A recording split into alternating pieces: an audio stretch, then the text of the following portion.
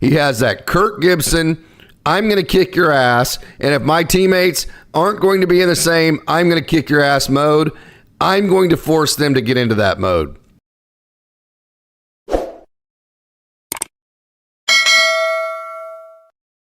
This is one of the complaints that really good fans have of the LA Dodgers team, and that's just that they're not gritty enough. They don't go out of their way to be tough and gritty and scrappy and all that kind of stuff. They're just a little bit too pretty.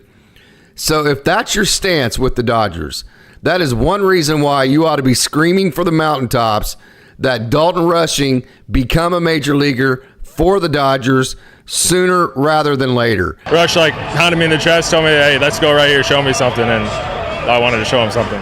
So who you heard from there is a pitcher in the Dodgers system, actually at AAA Oklahoma City right now, Jack Little. Jack is a young man that comes from Stanford. He's very analytical, usually is a really low-key, not super fiery, now very, very competitive, but doesn't usually show his emotions as much as he does or he has this year, especially when throwing to Dalton Rushing. So whenever you see this next clip and you watch Jack Little, just keep in mind, this is a low-key dude whose blood pressure very rarely gets very high at all. And watch the emotions and the fiery competitiveness that Dalton Rushing, as you heard Jack Little give him credit for, brought out a little. Here it comes. The pitch is strike three call. Get a second look on Valley Live. Boy, that pitch was a dart at 97 miles per hour. Here's the pitch. Is a swing and a miss. Strike two. That one at 97. Little, here he comes. A pitch is a swing and a miss. Struck him out. Of Louisville. I've always said as a pitcher, you have the easiest job. I kind of put that in their head. It kind of sounds a little bad coming out of my mouth, but I want them to understand that they're at the advantage.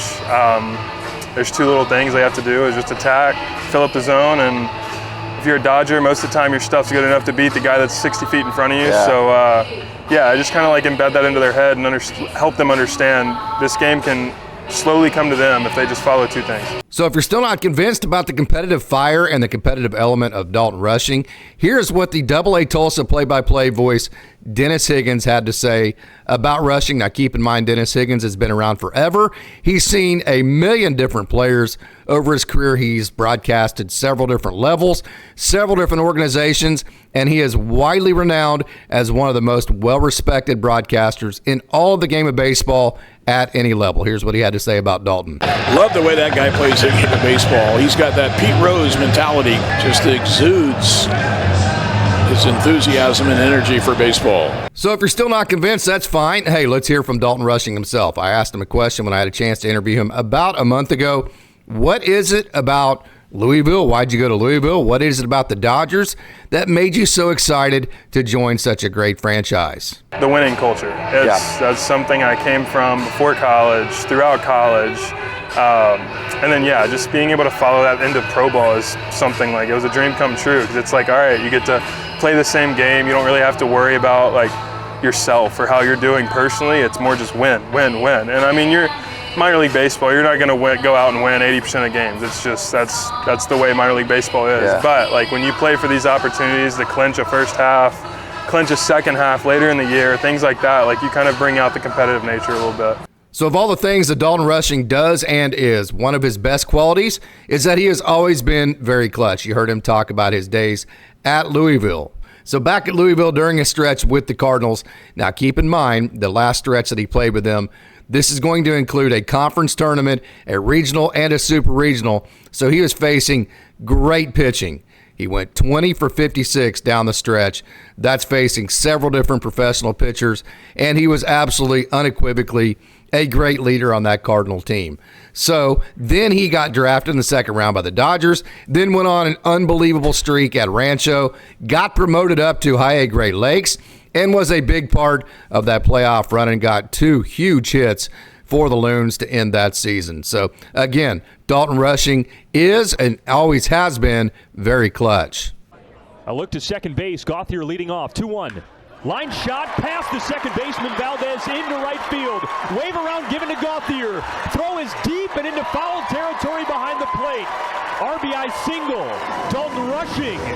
So one of the big questions that a lot of really great baseball people have for somebody like Dalton Rushing, who has always been successful, who's never really experienced a whole lot of failure, when they get to the professional level and it's every single day, how are they going to handle that first one or two maybe tough patches? Well, after 2022, when Dalton Rushing had all of that momentum, he had some injuries in 2023, and then he had his very first fairly extended tough patch of the season, and he talks here about how he handled that and how he was trained and prepared for those moments and how to come through them even better. Going about your work the same way every day, understanding what your work is, what's in front of you, the opportunities, the adventures in this game, the ups, the downs, like everything that this game brings you, he just kind of prepares you for it at a young age. And most guys at 18 aren't being prepared for going 0 for 25 or going 0 for 30 in the minor leagues, but that was something he kind of like embedded into your blood to be able to say, okay, like, hey, you're gonna do these things and like you're gonna have to learn how to get out of them. And thankfully those things have helped me down this road. Rushing was also very fortunate to get to play under John Shoemaker, the legendary coach at Single A Rancho Cucamonga, who touches so many young men during their first taste of affiliated baseball. We have a manager in the system, the Godfather. John Shoemaker always says it's like nothing really changes between a player. It's just like the opportunity arises and you take advantage of it. And realistically, it's going to be the same game here that it's going to be in the big leagues. I'm going to have struggles here. I'm going to have struggles in the big leagues. And along the way, it's going to be the same exact thing. The more you kind of treat this game as the same game all the way through and just obviously continue to enjoy it and continue to make the most of it, create a little fire, create a little competitiveness. You want to win, everyone wants to win.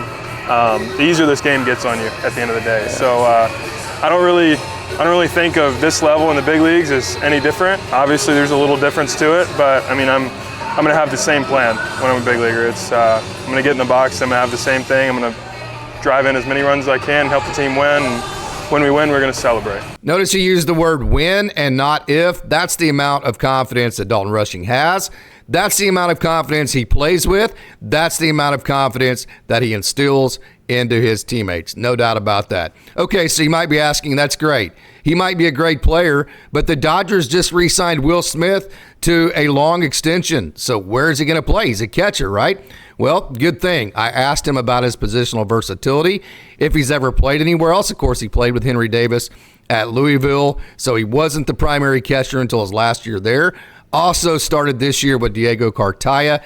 They split time at AA Tulsa as well. So I asked him, is there anywhere else you can play? Here's what he had to say. Wherever they tell me they need me, in all honesty. It's pretty open. I'm an open book. If you don't know that, if you want me to play somewhere, you just tell me to go. Just give me a glove and tell me to run out there.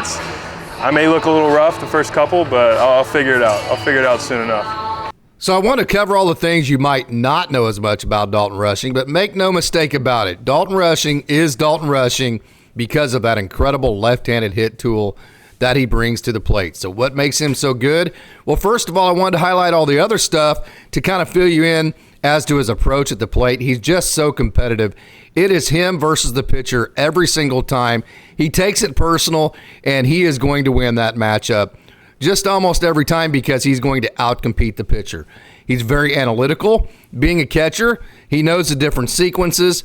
He's thinking around the way the pitcher is trying to attack him, and he's putting a plan together as to which pitches that he wants to swing at. And because of that, typically speaking, he swings at the right pitches. So his walk rate and his strikeout rate should be as close together as you could expect for somebody that has as much power.